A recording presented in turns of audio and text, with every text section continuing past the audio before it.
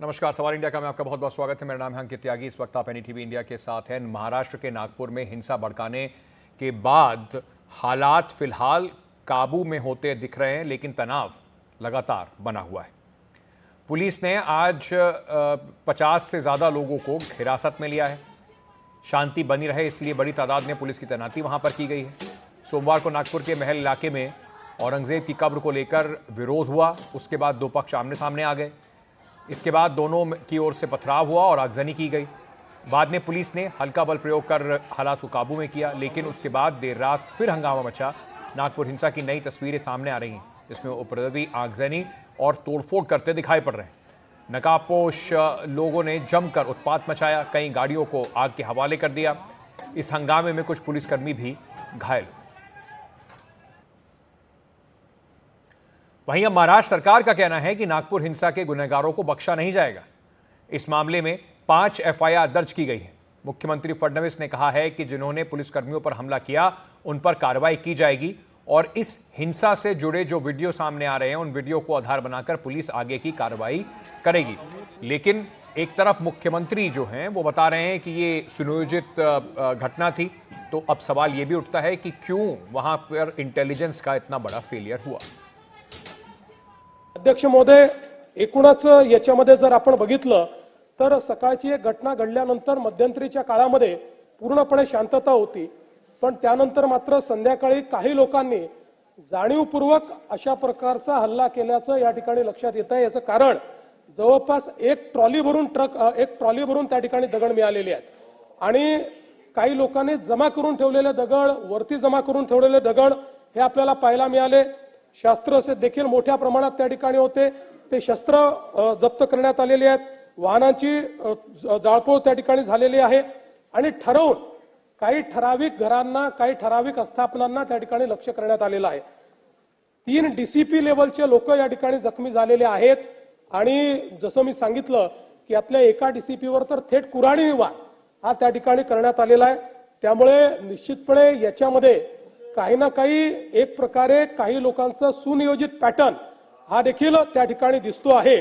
अशा लोकांना त्या ठिकाणी त्यांच्यावर कारवाई ही केलीच जाईल।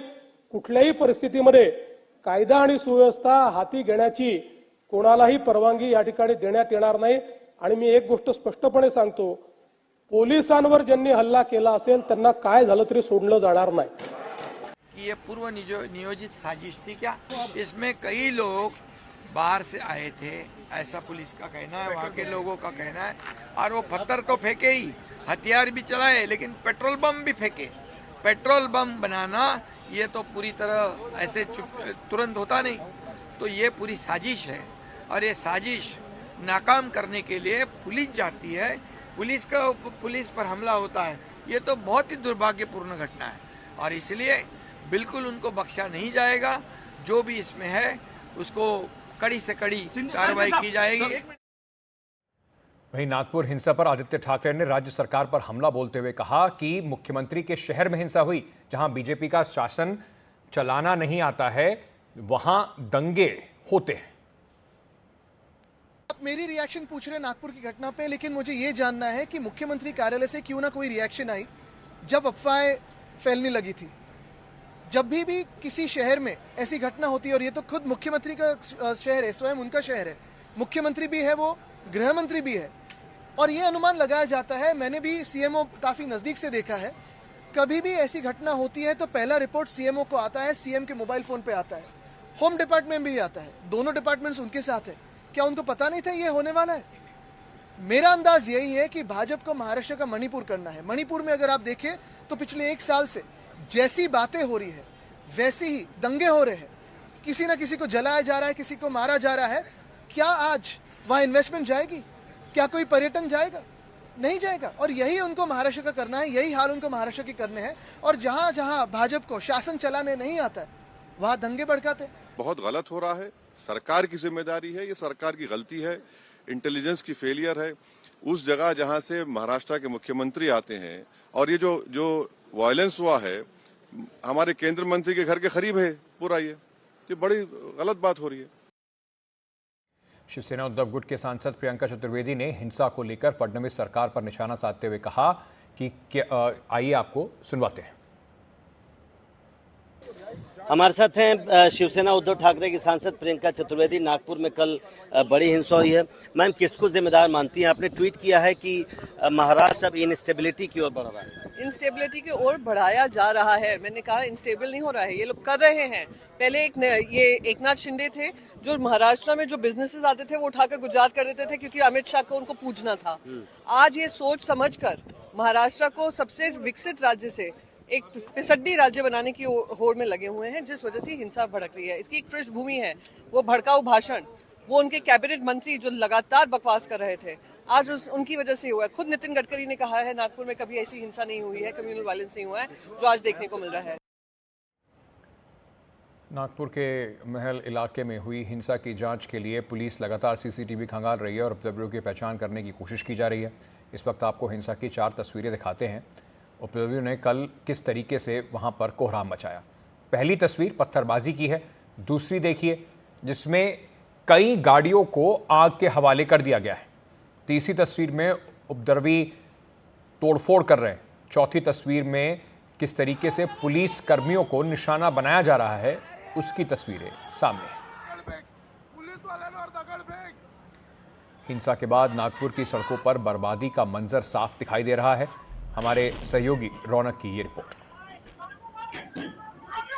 नागपुर में सोमवार देर रात को हुई हिंसा के जख्म किस तरह से है उसकी तस्वीरें मैं आपको दिखाना चाहता हूं। दरअसल आप इस पत्थर को देख सकते हैं, अगर इसको उठाने की कोशिश करूं तो भी आसानी से उठ नहीं रहा है। ये पत्थर जो है लगभग अगर देखें तो 3 से 4 किलो का आराम से पत्थर हो सकता है और इस तरह से बड़े बड़े पत्थरों के जरिए इन कारों को निशाना बनाया गया। ये एक पत्थर नहीं है, मैं आपको यहाँ पर तस्वीरें दिखा दूं तो दरअसल इन जैसी कारों में कई पत्थर जो है वो देखने को मिलेंगे। मैंने आगे इस कार में भी आपको तस्वीरें दिखा दूं।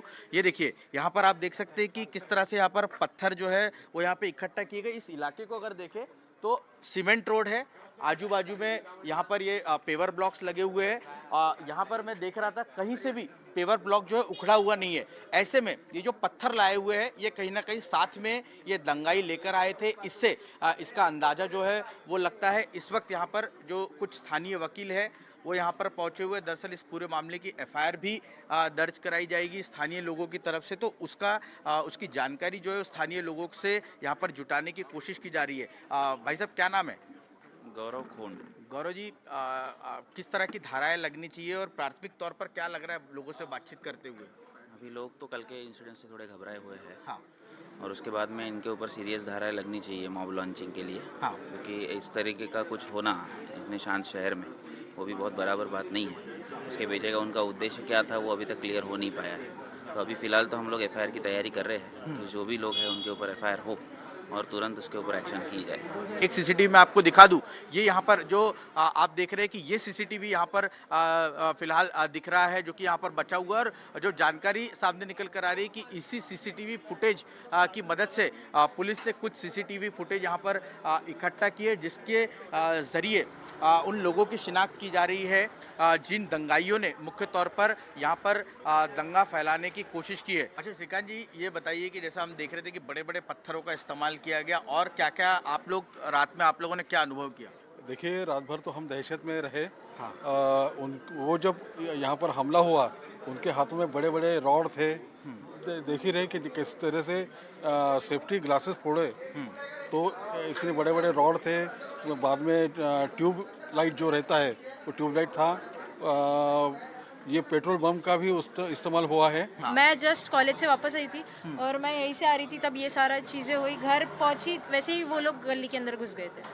तो क्या गाली गलौच वगैरह? गाली गलौच चल रही थी, उनकी नारेबाजी चल रही थी और बहुत आक्रामक स्थिति में वो लोग आए और सब लोग आपके घर को भी निशाना बना? हाँ, क्योंकि उन्होंने दरवाजे पे भी लात मारी। अगर फुटेज देखोगे तो कूलर वगैरह उन्होंने पूरा पीछे खींच लिया था। 2 लोग कूलर के ऊपर चढ़ गए थे। हाँ। यहाँ 2 व्हीलर लगी थी उसको गिरा दिया था और हमारे खिड़की के अंदर फिर उन्होंने कांच और पत्थर मारे। हाँ। जिसकी वजह से वो घर के अंदर भी आए थे और हमको वो भी लगा कहीं ना कहीं, तो वो डरावना था थोड़ा। देखिए, ये परिवार है, तौर पर अगर देखें तो दहीकर परिवार आप देख सकते हैं कि छोटा घर है, घर में महिलाएं भी थी। ये बच्ची जो है वो जैसे वो बता रही है कि कॉलेज से यहाँ पर पहुंची थी और उसके बाद दंगाइयों ने उनके घर में घुसने की, यानी यहाँ पर लात मारकर दरवाजा तोड़ना हो या फिर ये कह सकते हैं कि कूलर को नुकसान पहुंचाना हो, इस तरह की हरकत जो है यहाँ पर दंगाइयों ने करने की कोशिश की।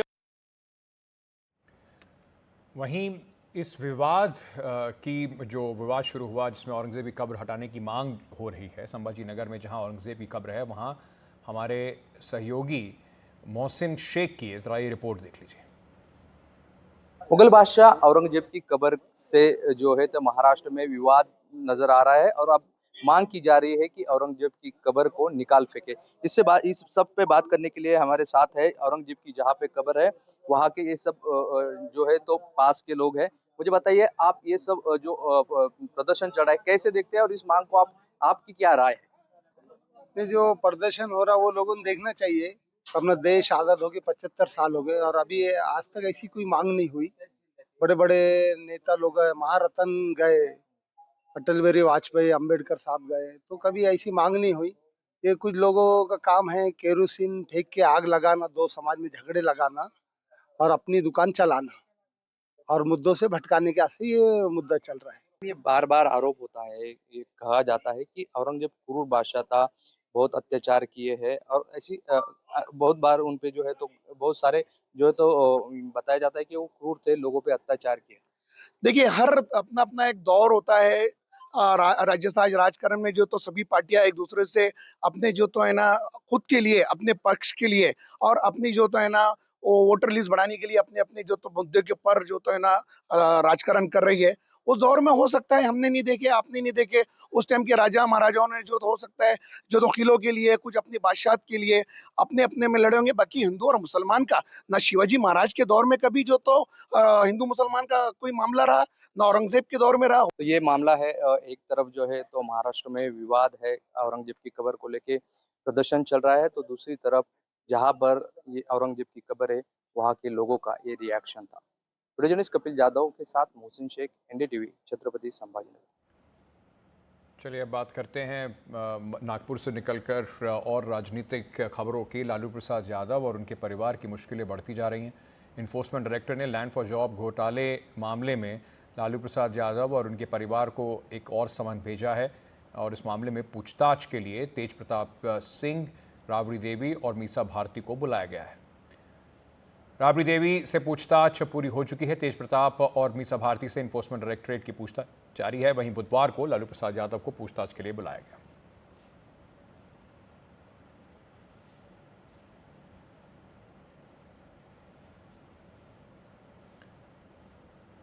बीजेपी सांसद संजय जायसवाल ने इस मामले पर कहा है कि लालू प्रसाद के परिवार को उनकी करनी की सजा मिल रही है।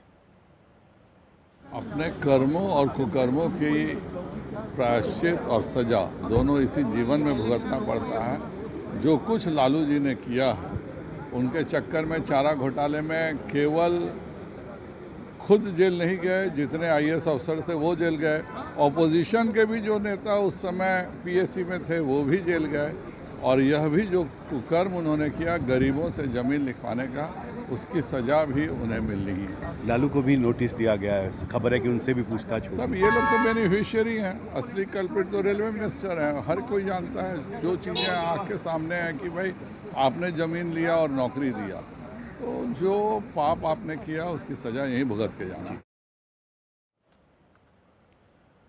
चलिए इस पर जुड़ी हुई एक खबर इस वक्त आ रही है। लैंड फॉर जॉब केस में राबड़ी देवी से पूछताछ पूरी हो चुकी है और मीसा भारती और तेज प्रताप यादव से पूछताछ इस वक्त इन्फोर्समेंट डायरेक्टरेट की चल रही है। हमारे सहयोगी प्रभाकर इस वक्त हमारे साथ जुड़ रहे हैं। प्रभाकर, चुनावी साल है, इस तरह की सारी घटनाओं को राजनीतिक मोड़ जरूर दिया जाएगा। जी, आप राजनीतिक मोड़ इसे दे सकते हैं और राजद जो है या विपक्ष जो है वो जरूर इसे राजनीतिक मोड़ देगा, लेकिन आपको ये मानना होगा कि ये जो इंक्वायरी चल रही है ये पहले से चल रही है, ये कोई नया मामला नहीं है। लैंड फॉर जॉब जो है काफ़ी पुराना मामला है जिसमें लालू प्रसाद यादव जेल भी जा चुके हैं। इसमें 2 एजेंसीज जांच कर रही है, एक सीबीआई कर रही है, एक ईडी कर रही है और इसमें लालू प्रसाद यादव और उनके परिवार के काफ़ी लोग इसमें एक्यूज्ड हैं। आज जो है इन्फोर्समेंट डायरेक्टरेट ने राबड़ी देवी को बुलाया था, उनसे सुबह 10 बजे उनको बुलाया गया था, उनसे पूछताछ हुई है और उसके बाद मिसा भारती उनके साथ गई थी। अभी तेज प्रताप यादव से पूछताछ हो रही है, हम जब बात कर रहे हैं तो ईडी ऑफिस में, और मिसा भारती भी वहाँ मौजूद है। राबड़ी देवी से जो सवाल ईडी ने पूछे वो काफ़ी दिलचस्प है। राबड़ी देवी से पूछा गया कि भाई आपने जो ज़मीन खरीदा है सगुना मोड़ पे, वो कैसे खरीदा? आपके पास एक बड़ा चंक ज़मीन का था जो कि उसी लैंड फॉर जॉब केस से जुड़ा हुआ है, वो ज़मीन आपने कैसे खरीदा? उस पर आपने अपार्टमेंट बनाया, उस अपार्टमेंट के लिए पैसे कहाँ से आए? जिन लोगों को रेलवे ने नौकरी दी उनको आप कैसे जानती थी? आपने किस हैसियत से उनकी पैरवी की? और उनकी ज़मीन, जिनकी नौकरी लगी, उनकी ज़मीन आपके पास कैसे आ गई? ये क्या ऐसा मामला था कि उनकी ज़मीन आपके नाम से रजिस्ट्री हो गई? तो इन सारी बिंदुओं पे ईडी ने पूछताछ की। कुछ सवाल जो हमारे पास जानकारी आई है वो हम आपको बता रहे हैं। इस मामले में उम्मीद की जा रही है कि कल लालू यादव को भी पूछताछ के लिए बुलाया जा सकता है। हालांकि लालू यादव से 29 जनवरी को भी इस पे ईडी ने पूछताछ की थी। तो इस पे आपको ध्यान रखना होगा कि 2 पैरेलल इंक्वायरी चल रही है, एक सीबीआई इंक्वायरी कर रही है, एक ईडी इंक्वायरी कर रही है। और ये जो जिस जांच की हम बात कर रहे हैं ये पूरा मामला ईडी से जुड़ा हुआ है, जो ईडी की इंक्वायरी हो रही है उससे जुड़ा हुआ है। जहाँ तक इस पर राजनीति की बात है, राजनीति होगी, जरूर होगी। पक्ष विपक्ष दोनों के लोग जो हैं वो इस पर शोर मचा रहे हैं। जहाँ तक विपक्ष का आरोप है वो कहते हैं कि सीबीआई और ईडी जो है वो बीजेपी का हिस्सा है, इसलिए एक तरह से ये पॉलिटिकली मोटिवेटेड है और इसका मकसद जो है वो लालू प्रसाद और उनके परिवार को फंसाना है। वहीं पर जो सत्ता पक्ष के लोग हैं, चाहे वो जेडीयू हो या बीजेपी के हों, उनका कहना है कि ये बड़ा सिंपल सा क्विड प्रो क्वो मामला है। ये एक ऐसा केस है जिसमें कि आपको प्रूव करने की भी जरूरत नहीं है। लोगों को नौकरी लगती है और उनकी ज़मीनें जो है लालू परिवार के नाम से ट्रांसफ़र हो जाती है, तो इसमें जो है इनको सज़ा होगी और ज़रूर होनी चाहिए। जी, बहुत बहुत शुक्रिया प्रभाकर हमारे साथ जुड़ने के लिए। छोटा सा ब्रेक ले रहे हैं, ब्रेक के बाद वापस आ रहे हैं, बने रहिए हमारे साथ।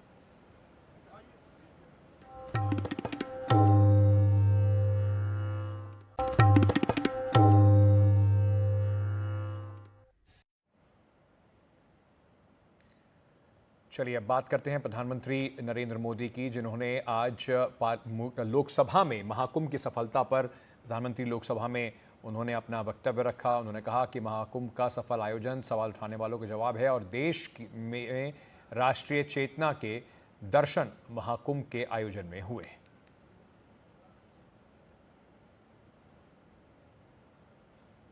विराट दर्शन किए।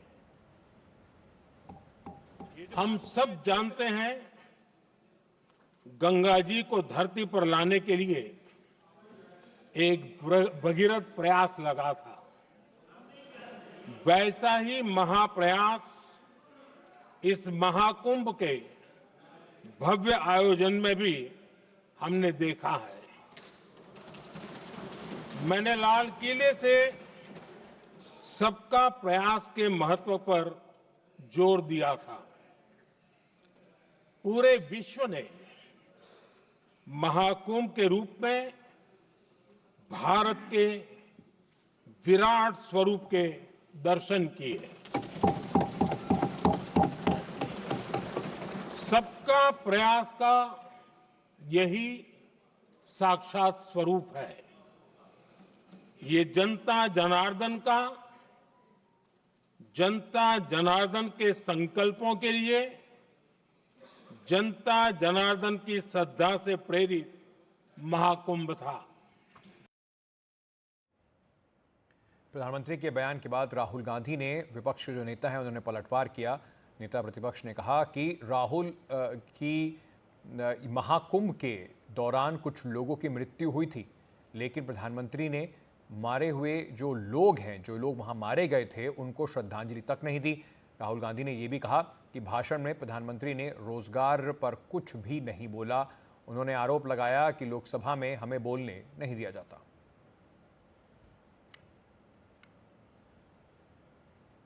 जो प्रधानमंत्री ने बोला मैं उसको सपोर्ट करना चाह रहा था। कुंभ हमारी एक प्रकार से हमारा ट्रेडिशन है, हिस्ट्री है, कल्चर है। एक कंप्लेंट थी, एक शिकायत थी, श्रद्धांजलि नहीं दी प्रधानमंत्री ने। जो लोग जिनकी मृत्यु हुई थी उनको श्रद्धांजलि नहीं दी। और दूसरी बात मैं ये कहना चाहता था कि देखिए, कुंभ की जगह है, मगर जो युवा कुंभ में गए उनको प्रधानमंत्री से एक और चीज चाहिए, उनको रोजगार चाहिए। और प्रधानमंत्री को रोजगार के बारे में भी बोलना चाहिए। वहीं आरजेडी एमपी मनोज झा ने एनडीटीवी से बातचीत करते हुए कहा कि प्रधानमंत्री ने महाकुंभ पर भाषण तो दिया, लेकिन बेहतर होता कि इस पर विस्तार से चर्चा कराई गई होती। सिर्फ 2 शब्द कहकर जिनकी मृत्यु हुई उनको श्रद्धांजलि देते तो अच्छा रहता। प्रधानमंत्री जी अंतरालाप करते हैं, मोनोलॉग, डायलॉग में उनका कभी यकीन ही नहीं रहा। उनके पूरे मनसा वाचा कर्मणा की पड़ताल हो जाए, वार्तालाप से मीलों दूर खड़े दिखते हैं। प्रधानमंत्री जी को सिर्फ मैं ये आग्रह करूंगा, आज अगर समेकित रूप से सब लोग इस व्यापक चर्चा में भाग लेते तो कितना बेहतर नजीर होता। 2 शब्द संवेदना के उनके लिए भी, जो कुंभ स्नान के दौरान मचे भगदड़ में जिनकी मौत हुई, क्या वो 2 शब्द के हकदार नहीं थे प्रधानमंत्री जी? ये कौन सी रवायतें आप गढ़ रहे हैं? आप चूक गए फिर से, और आपके चूक जाने का अफसोस है। निर्दलीय सांसद पप्पू यादव जो बिहार से आते हैं, उन्होंने मक्का अनुसंधान केंद्र ट्रांसफर किए जाने पर विरोध जताया है। उन्होंने बात की हमारे सहयोगी राजीव रंजन से। हमारे साथ है बिहार के पूर्णिया से सांसद हैं पप्पू यादव। प्ले कार्ड लेके आए हुए हैं जिसमें लिखा हुआ है मक्का अनुसंधान केंद्र बेगूसराय बिहार का स्थानांतरण बंद करो। भैया गिरिराज जी के बारे में शुरू से मेरी, उन्हें ना बिहार से मतलब, न अपने क्षेत्र से मतलब, न इंसानियत, वो हिंदू मुसलमान में फंसे रहते हैं। जो आदमी अपने क्षेत्र के अस्तित्व को नहीं बचा सके, उसकी गरिमा न बचा सके, मिथिला, कोसी, सीमांचल, आंध्र प्रदेश की जो सबसे बड़ी ताकत है मक्का क्यों अनुसंधान केंद्र जो है उसको कर्नाटक भेजा जा रहा है? वो तो कृषि मंत्री ने जवाब दे दिया कि मैं ले जा रहा हूँ। ये इससे बड़ा ज़्यादा बिहार के साथ विश्वासघात क्या हो सकता है? ये लोग विश्वासघाती हैं। जो लोग अपने क्षेत्र की हिफाजत न कर सके, जनता कैसे ऐसे लोगों को वोट देती है जो जिसका वोट देने का आधार नफरत हो? ना तो कोई विकास है, ना तो क्षेत्र की जनता से लगाव है। केंद्रीय मंत्री हैं, बेगूसराय से चुने जाते हैं, उसके बाद उनको कह रहे हैं कि आप कोई केंद्रीय मंत्री, इनको दिया गया जितना हिंदू मुसलमान को गाली दे सकते हो दो, तुम केंद्रीय मंत्री बने रहो। जितना बांटना हो बांटो, जितना नफरत पैदा, तुमको काम नहीं करना है, तुमको कोई जवाब नहीं देना है, टेक्सटाइल की बात नहीं करना है, तुमको मिल बंद की बात नहीं करना है, जूट मिल की बात नहीं करना है, बंद पड़े फैक्ट्री की बात नहीं करना है। एनडीए सरकार आने के बाद डबल इंजन की सरकार, बिहार का और विकास हो रहा है। सर आप तो दुनिया को देख ही रहे हैं। अब एक भी टेक्सटाइल आया क्या? अगले बार भी ये जो मंत्री थे क्या एक ईटा ये लगाए क्या? आज हम लोगों ने लड़ा है, हम मिले हैं हम शिवराज चौहान जी से, और हमने कहा कि भैया ये तो कर लो, ये बिहार से क्यों ले जा रहे हो? हम बिहार बंद करेंगे यदि आप ले जाओगे तो, हम चलने नहीं देंगे हर कीमत पर। आपने लोकसभा में मुद्दा उठाया, गिरिराज सिंह ने आपका साथ दिया क्या? ना, कोई साथ नहीं देता भैया। बिहार के मुद्दों पर कोई साथ नहीं देता। बिहार को बिल्कुल अलग थलग कर दिया गया है। बिहार मुद्दा ही नहीं बचा, कोई मुद्दा नहीं है। ये लोग विकास की मुसलमान और जात पात, विकास की बात जो करते हैं सर, बिहार के साथ विकास का कभी औचित्य है ही नहीं। ना तो पलायन का, ना तो मजदूरी का, ना तो बेरोजगारी का। कल भी हमने रेलवे पर यही बात की। स्लीपर फैक्ट्री बंद, जमालपुर की स्थिति देख लो, डालमिया नगर की स्थिति देख लो। तो बिहार के साथ इतनी ज्यादती होती है दुनिया में, ऐसा कभी मैंने सुना नहीं। इसीलिए मक्का केंद्र के लिए यदि आर पार और मरना भी पड़ेगा, आर पार की लड़ाई लड़नी होगी तो लड़ेंगे। चलिए आगे बढ़ते हैं। एक और खबर इस वक्त आ रही है। एनसीआर में होम बायर्स की परेशानियों पर सख्त हुआ है सुप्रीम कोर्ट। मामले की जांच सीबीआई को देने की तैयारी की जा रही है। सुप्रीम कोर्ट ने कहा लाखों लोगों घरों के लिए करार है, समाज का एक बड़ा तबका इससे पीड़ित है। इस मामले पे की जड़ तक जाएंगे। तो ये क्या पूरा मामला है, क्यों सुप्रीम कोर्ट की ये तीखी टिप्पणी इस पर आई है? हमारे सहयोगी आशीष भार्गव इस वक्त हमारे साथ जुड़ रहे हैं। आशीष, कौन से मामले में सुप्रीम कोर्ट ने सख्त टिप्पणी की है? बहुत सारी पिटीशंस हैं तो जिसमें ये कहा गया है कि उनको फ्लैट नहीं मिला, उनको घर नहीं मिला, और इसके बावजूद जो है बैंक उनसे ईएमआई ले रहे हैं। लोग बहुत परेशान हैं। इस मुद्दे को लेकर सुप्रीम कोर्ट में बहुत सारी पिटीशन आई थी। तो जैसे सूर्यकांत की बेंच इस मामले की सुनवाई कर रही थी और बेंच ने काफी नाराजगी जाहिर की कि लाखों लोग इससे परेशान हैं, एक आर्थिक अपराध है, लोग घरों के लिए करा रहे हैं। ये सुप्रीम कोर्ट ने कहा समाज का एक बड़ा तबका पीड़ित है बुरी तरीके से। और बैंकों को भी आड़े हाथों सुप्रीम कोर्ट ने लिया और कहा कि जब आपको ये पता है कि उस साइट पर एक ईंट भी नहीं रखी गई तो आप 60% तक फंड कैसे रिलीज कर देते हैं। उन्होंने कहा कि ये देखना बहुत जरूरी है कि कहीं कोई माफिया ना हो, बैंकों के अधिकारियों की मिलीभगत ना हो, ये तमाम चीजें हैं। उन्होंने कहा कि सीबीआई को इस मामले की जांच निश्चित तौर पर देंगे और सीबीआई को कहा है कि एक प्रपोजल दाखिल करे कि वो इस मामले की जांच कैसे कर सकता है। राजीव जैन जो एडवोकेट भी हैं, उनको अमिकस क्यूरी बनाया है, उनसे भी प्रपोजल मांगा है। 2 हफ्ते के बाद इस मुद्दे पर एक बार फिर लंबी चौड़ी सुनवाई होगी और सुप्रीम कोर्ट ने साफ कर दिया कि मामले की जांच, क्योंकि आर्थिक अपराध भी है और सीबीआई जो संस्था है वो पूरी तरीके से एक्सपर्टीज है इस पूरे मुद्दे पर आर्थिक अपराधों की जांच के लिए, इसलिए सीबीआई को इस मामले की जांच दी जाएगी। जी बहुत बहुत शुक्रिया आशीष हमारे साथ जुड़ने के लिए।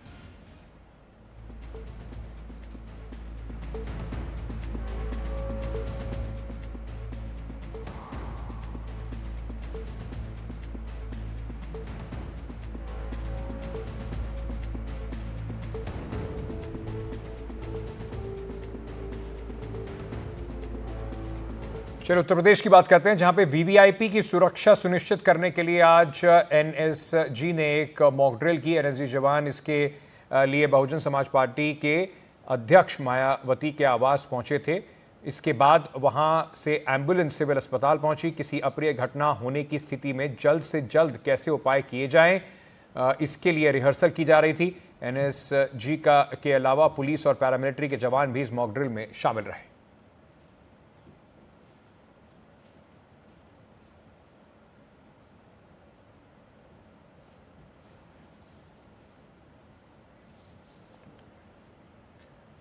कुछ दिनों के सीज़फायर के बाद इजराइल ने गाज़ा पर एक बड़ी कार्रवाई की है।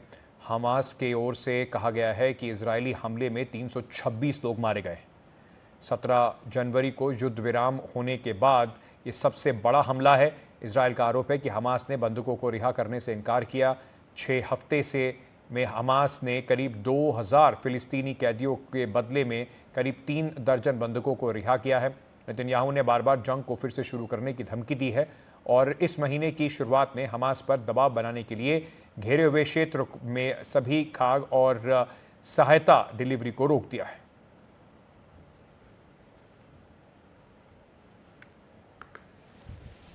इजराइल ने गाज़ा पर एक बार फिर से बड़े पैमाने पर हमले शुरू कर दिए हैं और गाज़ा हेल्थ मिनिस्ट्री के मुताबिक 200 या 200 से ज़्यादा लोगों की मौत इन हवाई हमलों में हुई है। दरअसल इजराइल ने ये चाहा था कि हमास जो है वो पहले चरण का सीज़ फायर जो कि 42 दिनों तक का था और जो 1 मार्च को ख़त्म हो गया, हमास उसे एक्सटेंड करे और जो 65 के आसपास जो बंधक हैं, जिनमें से कई ज़िंदा हैं, कुछ मारे जा चुके हैं, उन तमाम बंधकों को चाहे ज़िंदा या जो मृतक हैं उनके अवशेषों को लौटाया जाए और उसके बाद आगे के चरण के युद्ध विराम की जो बात है वो हो। लेकिन हमास इसके लिए तैयार नहीं हुआ। हमास का ये कहना है कि दूसरे चरण का सीज़ फायर लागू हो, जिसमें आईडीएफ की पूरी तरह से वापसी गाज़ा में सुनिश्चित होनी थी।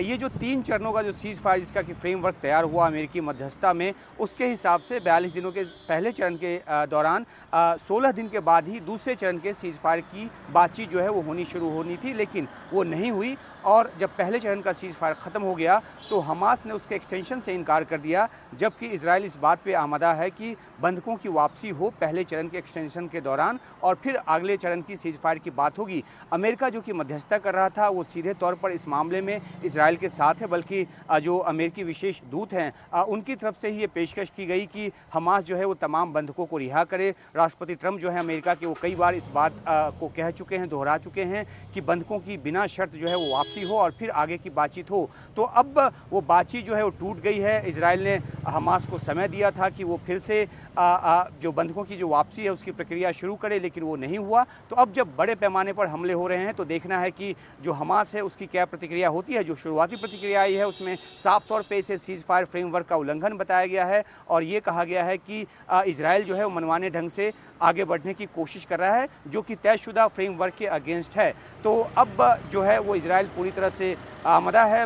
जो प्रधानमंत्री कार्यालय है उसकी तरफ से, प्रधानमंत्री की तरफ से, नेतन्याहू की तरफ से पूरे इस बात के निर्देश दिए गए हैं कि भारी हमले किए जाएं ताकि हमास के ठिकानों को, उसके लड़ाकों को जो है ज़्यादा से ज़्यादा नुकसान पहुंचाया जा सके। तो देखना है कि क्या कोई बातचीत फिर से पटरी पे आती है, हमास क्या तैयार होता है और कुछ कदम क्या इजराइल खींचता है, जो जिसकी की संभावना बिल्कुल ना के बराबर है। तो एक जो सीज़ फायर हुआ था 42 दिनों का, उसके ख़त्म होने के बाद अब अगला सीज फायर होना जो है वो अभी की हालत में मुमकिन नहीं लग रहा। चलिए छोटा सा ब्रेक के बाद खबरों का सिलसिला एनडीटीवी पर जारी रहेगा। बन रही हमारे साथ।